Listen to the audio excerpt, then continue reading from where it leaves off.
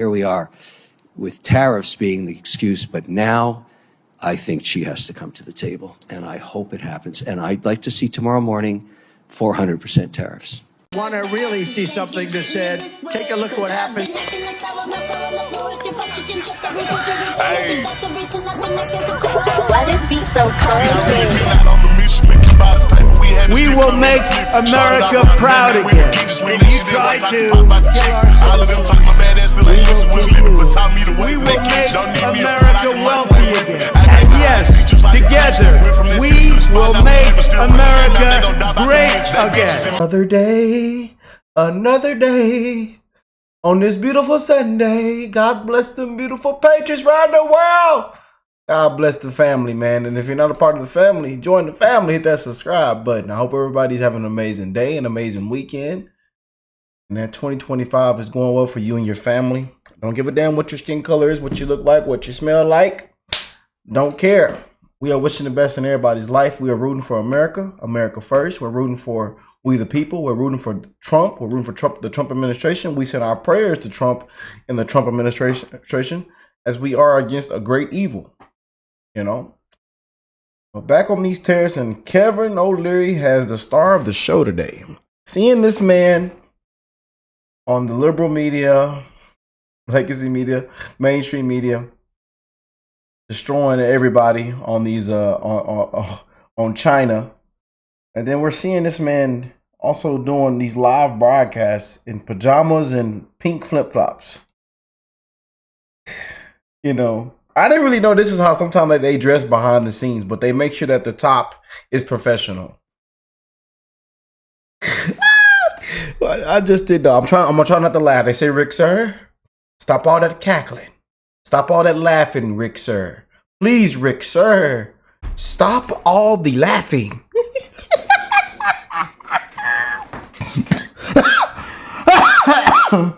Stop all the laughing, sir. But here we are, Kevin O'Leary in his suit, in his pink flip flops, in his pink what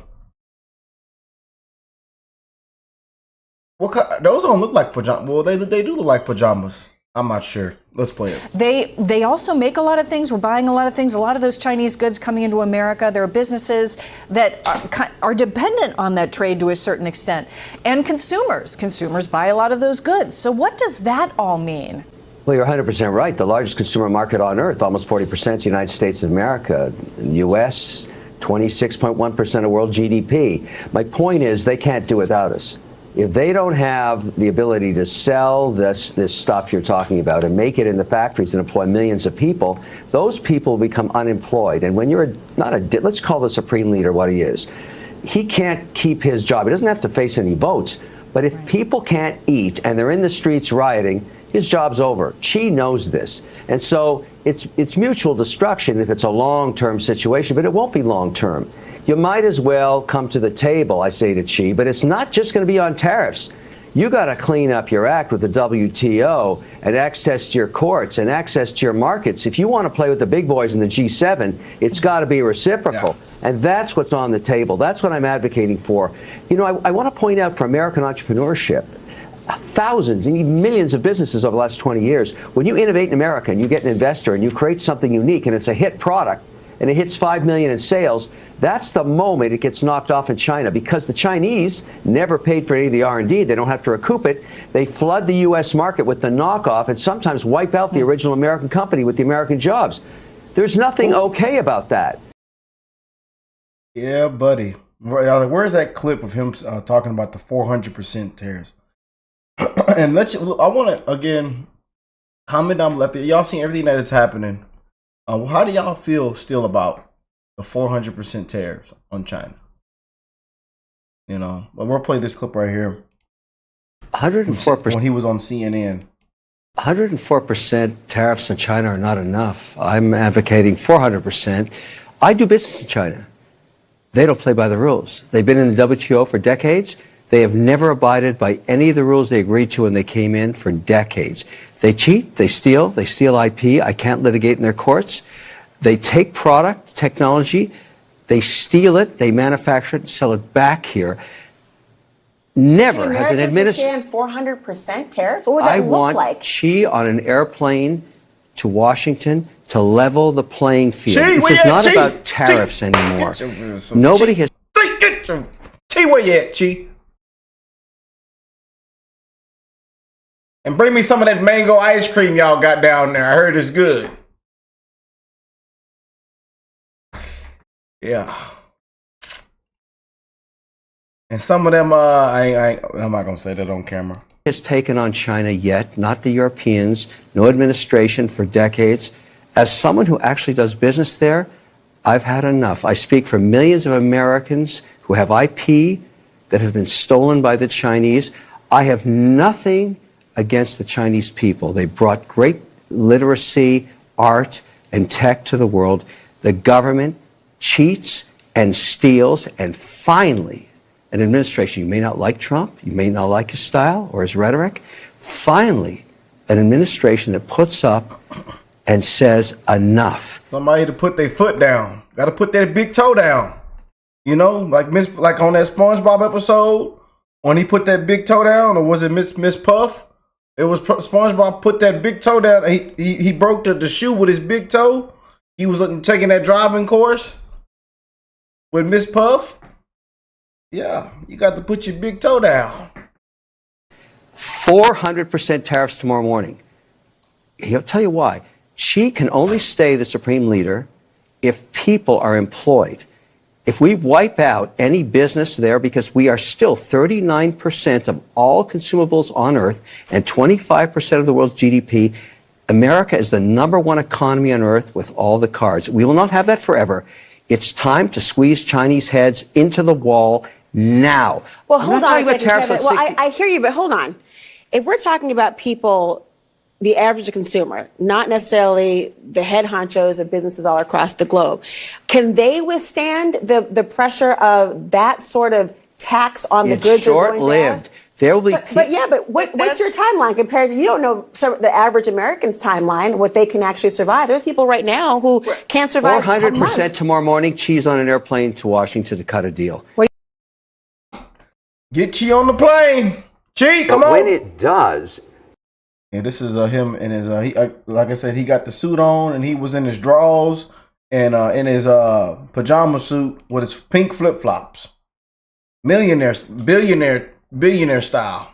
When an American company, or frankly Canadian for that matter, gets investors and does a startup, let's say you put up $10 million or whatever, and 8 out of 10 times it doesn't work out. But when it does, and the product is introduced into the market, goods or service or technology, doesn't matter, as soon as it gets to a run rate of 5 million annually, almost 100% of the time it gets knocked off in China. And so the company has to recoup the 10 million that it made, let's say, in R&D. The Chinese don't, so they knock it off and they reintroduce it into the American and Canadian and Mexican market and European market too at 30 to 40% off of the price you're selling it at, because they don't have to recoup anything. They're just making pure margin. They have no R&D to recover. And this happens thousands of times, and there's no recourse. No recourse. Woo! There's wise words from Kevin O'Leary. It's going down, man. I told y'all, this one's going to get a little spicy today, y'all. Kevin O'Leary dropping that hammer. What is your advice to Americans who are watching this, worried about their 401k and looking to people like you to say, hey, where are you investing? Because maybe that'll give me a little bit more clarity. Well, I've lived through market corrections my whole investing life, and they're very uncomfortable when they occur. Although it's impossible to time the market. You've seen volatility as much as 7% in 4 hours on the indexes just in the last 10 days. So, 20% corrections happen all the time. And so it doesn't matter why, they just happen. And you can always blame something for the occurrence of them. But they are the nature of our capital markets. There's volatility in price discovery and transparency. When this issue gets resolved, markets will align back into their normal advance, as they have for almost 200 years, generally providing 8 to 10, 12% returns on average. And that's because the American economy works. What I'm pointing out here is, yes, there's volatility. Yes, people are uncomfortable. Yes, people don't like watching sausage being made in these negotiations. But if we don't fix this problem now, while we have the leverage, we're going to be in a lot more trouble down the road. And I think that message is coming out of the administration. You have to be willing to stomach the volatility while you bring China, who's attempting to steal their way to economic dominance. If you don't have to pay for any R&D, you can get there pretty quickly. And that's basically what they're doing. I don't care what it is, military weaponry, right down to ordinary supplies. I mean, they don't play by the rules. That's obvious. And there's been countless examples and disputes. And I'm just wondering why no administration wants to deal with this, including the Europeans.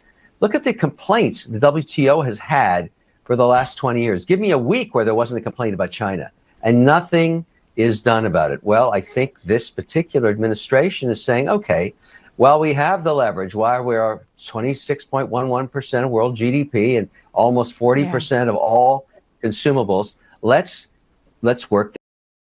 I love how like a lot of Democrats are getting called out now and getting exposed how they previously sounded on how they spoke upon China. And now you look, we actually have somebody putting their foot down, administration putting their foot down. But you see how the Obamas sounded, and it's just crazy, man. And I love how this is all going viral. It really is, man. Its own nuclear option of selling U.S. treasuries? Go ahead.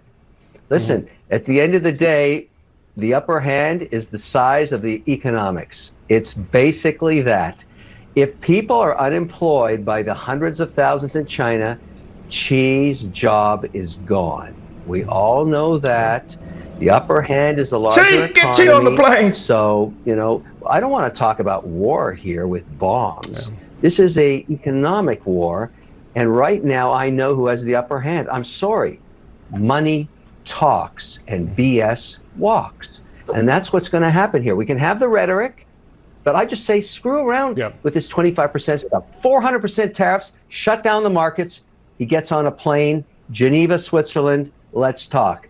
I'm just tired of the rolling theft. I'm just tired of it. 100% put Xi on the plane. That's what Kevin O'Leary is saying. 400% put Xi on the plane. Boy, oh boy.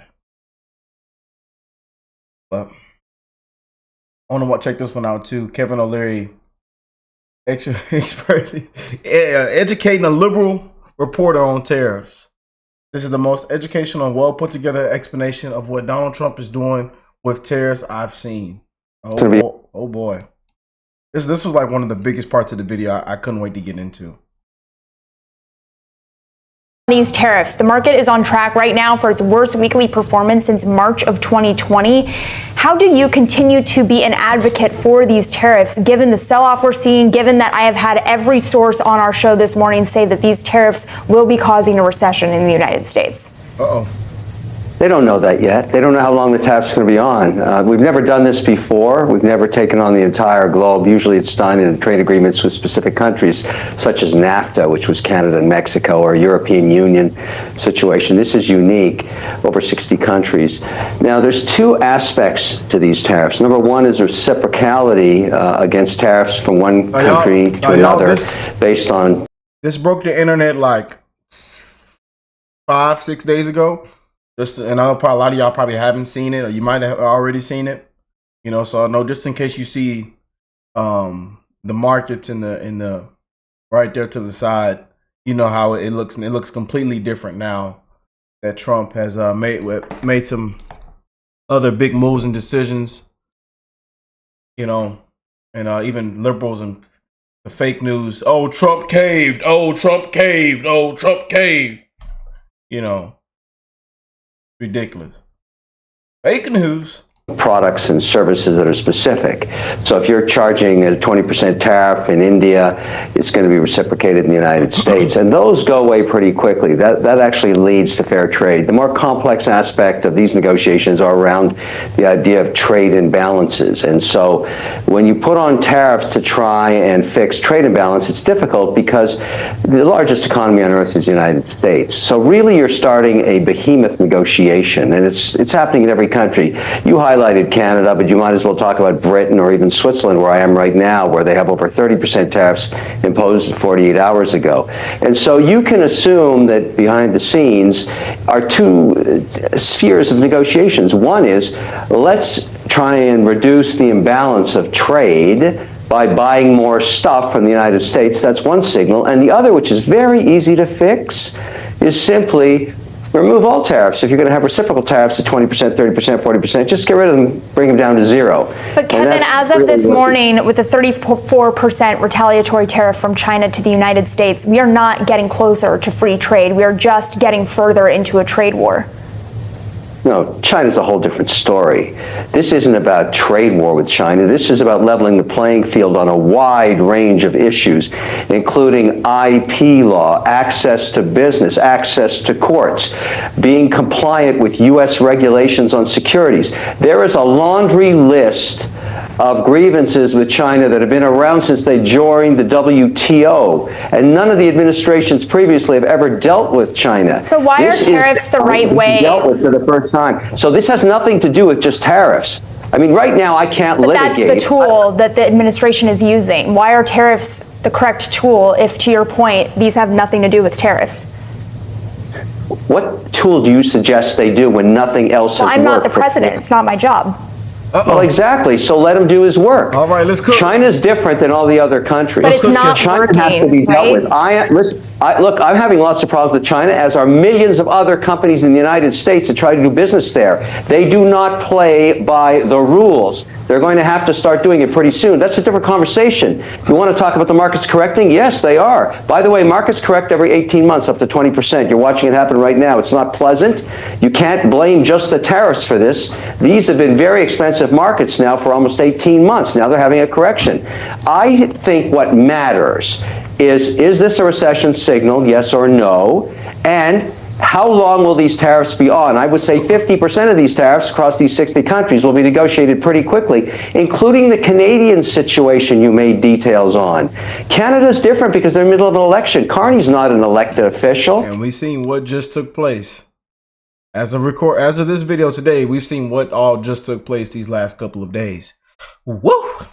He has no mandate from the Canadian people. He's just an interim prime minister when they threw out Justin Trudeau a few weeks ago. He's got to get elected first, so he's going to say anything he possibly can to try and distract Canadian voters from the fact that his party bankrupt the country. 25% of Canadians live in poverty. They have had no GDP growth for 10 years. There's no investment capital in Canada anymore, and the dollar's lost 41% of its value. Canadians can't go to the United States because they can't afford it under Carney's leadership in his party. So those are different issues too. There's a lot of things going on at the same time. A lot of things that economists tell me are not fixable via tariffs, but I am curious from your perspective then, why do you think that we are moving towards a negotiation where these tariffs are not going to be as bad as they seem right now, at least for financial markets? What is it that gives you confidence that there is going to be a negotiation reached?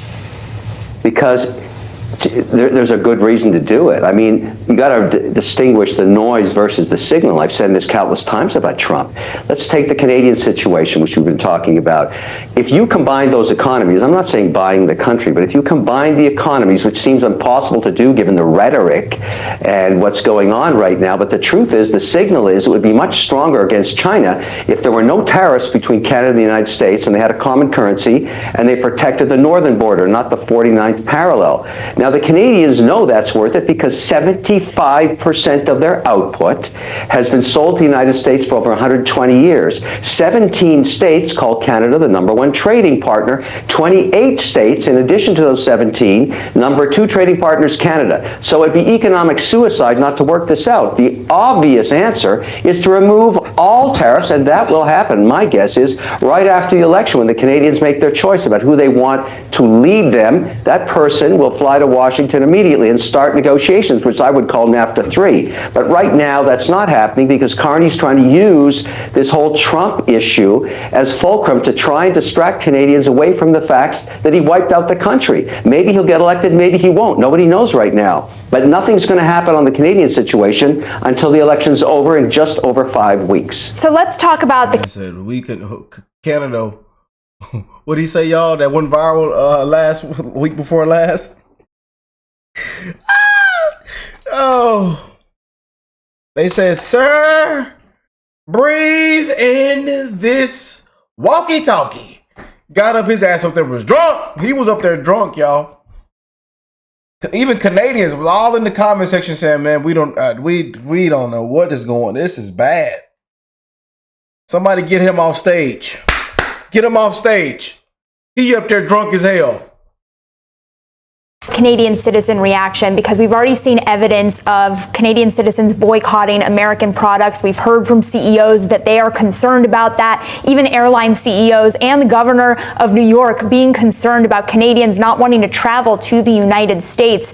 Are you getting that pushback from your fellow citizens in Canada? No. You can understand if you've got the froth and rhetoric around an election cycle why you would get some of that. And some Canadians are unhappy, there's no question about it, but Canadians are not stupid. They understand the economic advantage of working and selling to the United States and having no tariff whatsoever. The behemoth economy is a golden jewel of an idea, and everybody gets that joke. Americans do not hate Canadians. Canadians do not hate Americans. Politicians have lots of rhetoric when they're trying to get elected. That's what they're doing here. All of this will pass too. What drives everybody long term are economic interests, and that's what really you should focus on here. This will pass, things will calm down, more rational minds will sit at a table across from each other in about 6 weeks in Washington and in Ottawa. More rational than... Thank you, and as we know, I think it's over 100, is it over 90, 100 something? But everybody's calling in right now. They're calling the White House right now. You know, we seen Trump take a pause, you know, and we still ain't let off China, and good. Yeah, buddy. But we do have an update coming on this whole tariff situation in our next video.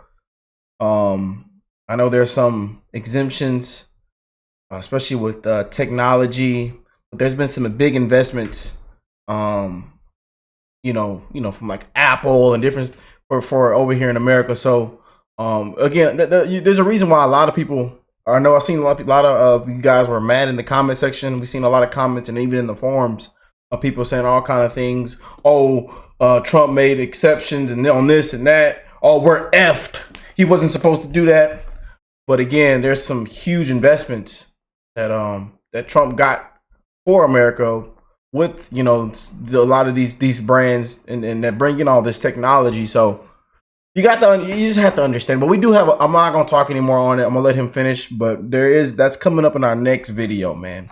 And you definitely are not gonna want to miss out. Then I know there's a lot of y'all that are confused.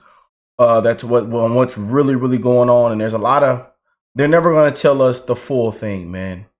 And that's why we have to, you know, trust and pray that our elected leader has our best interest in heart, you know, and if exactly what we voted for. More rational than the president? At the end of the day, the president's not an idiot either. Neither is Ludnick or Burgum or any of those people negotiating these deals right now. You have to look at the economic opportunity. They're not idiots. They're negotiating. This is a giant, nasty negotiation with a little bit of politics and a little dash-will-do of politics because of the crazy timing of the Canadian election.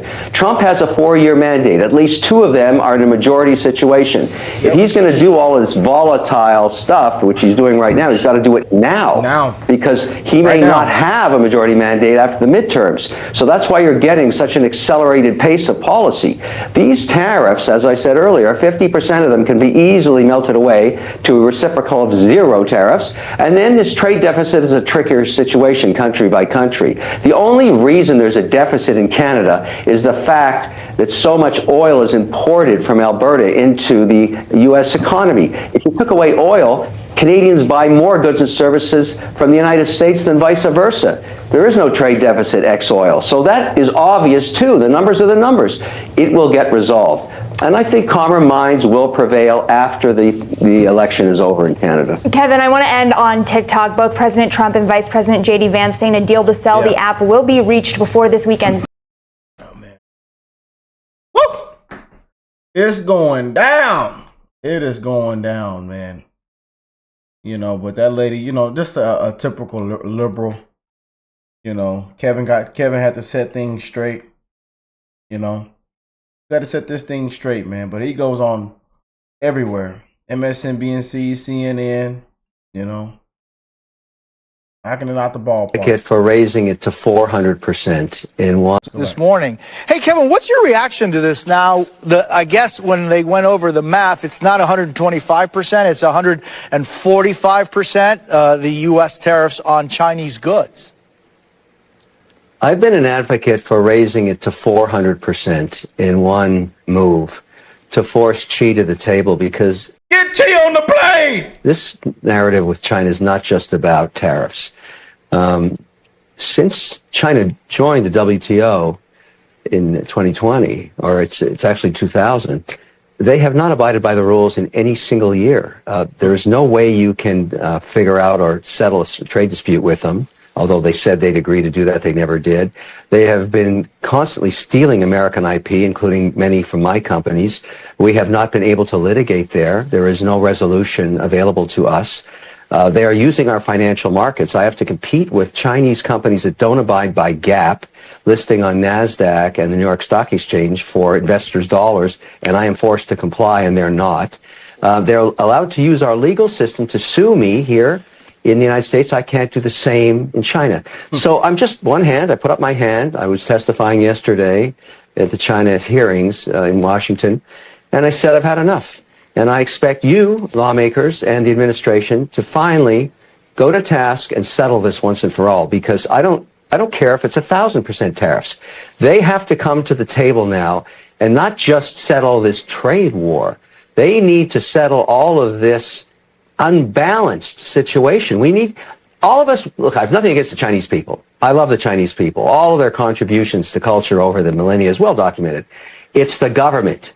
They cheat, they steal, they don't play by the rules, and I've had enough. And so I would like this thing worked out. I don't care about the volatility. I don't care if Trump ratchets it up 25% a day. What do you mean? Wait, Kevin, what do you mean you don't care about volatility if volatility has a direct impact on us as the consumers? Because we have to fix this problem once and for all. It's killing us. It's killing small business in America. It's killing large businesses. All the IP these guys steal. You go back and look at all of their technological advancements, and this is... Like it always sounds the same with these people on MSNBC, CNN, these liberals. It always sounds the same. It always revolves back down to the same talking point. Personal estimation. You're going to find source code from American companies back 4 decades ago. These guys don't play by the rules. And administration... And I feel like we say this, but they just still don't understand. Administration, whether it be... They just don't.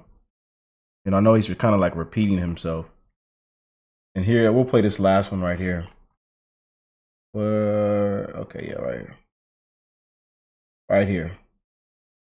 He explains how China had ripped off tens of thousands of American businesses over the last 20 years, stealing their exact same products, and there isn't a single thing anyone can do about it. And shout out to you if you're coming from our previous video we just uploaded earlier, about an hour ago.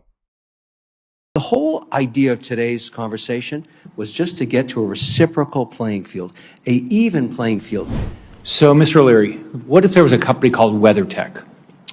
You know, and they produce really nice mats for their car. I have them in my F-150. F-150, yay! And they one of my favorite trucks, man. One of my favorite Ford trucks. F-150, love the Raptor. You got any Ford fans? Any Ford fans in the family? Comment down below, man. Y'all comment down below. We got any Ford lovers that say, Rick, sir, I don't know about Ford, sir. I have me a Dodge. Oh, sir. I have me a Chevy, a GMC, sir. Yeah, that old truck still crank up, don't it? As long as she still crank up, we riding. They say, Rick, sir, I have me a Toyota. My first truck my dad ever gave me, man. Rest in peace to Rick Sr. Rest in peace to Rick Sr., man. He gave me his Toyota Tacoma, man. I know I'm getting a little off topic on the video. I'm sorry. Y'all know I love talking about my life on here. I love being transparent with y'all. I love talking about my father on my channel. But he gave me my first little pickup truck, man. And I was his beloved Toyota Tacoma, man. We put 300,000 miles on that truck, man. She crank up every time. Good times, man. Good times. But let's continue. Rest in peace to my father, though, man. And keep being amazing parents, you guys. Be there for your kids. Support them. Check on them. Ask them how's their mental health going. Check on your family members, man. Please do me one big favor if you don't do anything else. They woke up one day and they looked on Alibaba. And they saw that their products were being sold on Alibaba. And they looked at their shipping and shout out to DH Gate and Alibaba. Woo! They never had done any business with Alibaba. Temu too, Temu. And they looked just like the mats that they produced in Illinois, and they even had their name on it, right? What could they do to stop this theft of their product? And they got nothing for it. What would be their recourse right now? Let's get it, Kevin. There is nothing they can do. You have just told the story of 1 million small businesses in America over the last 20 years. Yep. They innovate, they create, they're entrepreneurs, they prove their product in the American consumer market at around 5 million in sales. They're knocked off. Knocked off. China.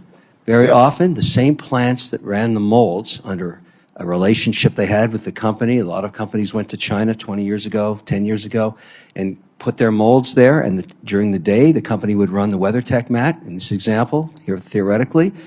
And then at night, they'd run the knockoff mat. And they would bring it into the market, let me guess, 30% off retail of WeatherTech. And I've seen this happen countless times. And in some cases where the company's very small, they go out of business. And nobody hears that tree falling in the forest. It happens thousands of times. Wow. There's such an immense opportunity here to enforce existing laws. But really, at the end of the day, the reason that behemoth company couldn't do anything about it, they have no access to the Chinese courts. They can't resolve the complaint through litigation, as we do here. So my recommendation is, look, if you're a Chinese company and you want to use our courts to litigate your complaint, sorry, not until you open yours. We'd love to work with you, but unless it's a reciprocal play, the whole idea of today's conversation was just to get to a reciprocal playing field, a even playing field. American companies have always been very competitive anywhere on earth when given a chance on a transparent and competitive playing field. That's not the case in China. I mean, we're all saying the same thing here. It's got to get fixed. And finally, here we are with tariffs being the excuse. But now I think she has to come to the table. And I hope it happens. And I'd like to see tomorrow morning 400% tariffs. Woo! What y'all think about that? Let me know in the comments section, man. 400% tariffs. Put Chi on the plane.